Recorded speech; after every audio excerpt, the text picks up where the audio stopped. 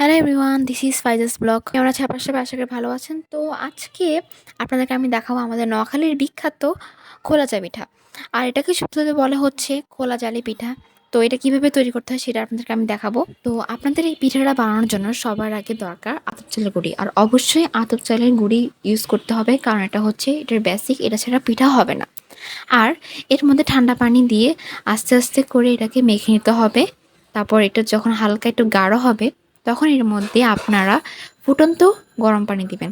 ফুটন্ত গরম পানি দিবেন একেবারে। এর ফলে হবে কি, আপনার আটাটা মানে নরম হবে। আর আপনাদের ফুটন্ত গরম পানি আর ঠান্ডা পানি যাতে মিডিয়াম হয়, মানে আটাটা বেশি গরম বা বেশি ঠান্ডা না হয়, সেটার দিকে আপনাদের খেয়াল রাখতে হবে। এ না হলে পিঠা ফুলবে না। আর আপনাদের আটা একেবারে বেশি পাতলাও হওয়া যাবে না, আর বেশি গাঢ় হওয়া যাবে না, মিডিয়াম থাকতে হবে। আর এটার মধ্যে এরকম নাড়াতে হবে অনেক ভালো করে। এরপর এর মধ্যে একটি ডিম দিয়ে দিতে হবে। অবশ্যই ডিম দেওয়া লাগবে, কারণ ডিম ছাড়া মানে পিঠাটা হচ্ছে সুন্দর হবে না, মজা লাগবে না খেতে। আর হচ্ছে ডিমটা যখন দিবেন তখন আটাটা গাঢ় হয়ে যেত, সেই অনুযায়ী আমাদেরকে আটাটা করতে হবে, যাতে আটাটা বেশি পাতলা না হয়, বেশি গাঢ় না হয়। তো এরপর হচ্ছে আপনারা মাটির খোলার মধ্যে এইভাবে ১ চামচ আটা দিবেন। দেওয়ার পর এটাকে এরকম ঘুরিয়ে ঘুরিয়ে করতে হবে, যেটা আপনারা ভিডিও দেখতেছেন।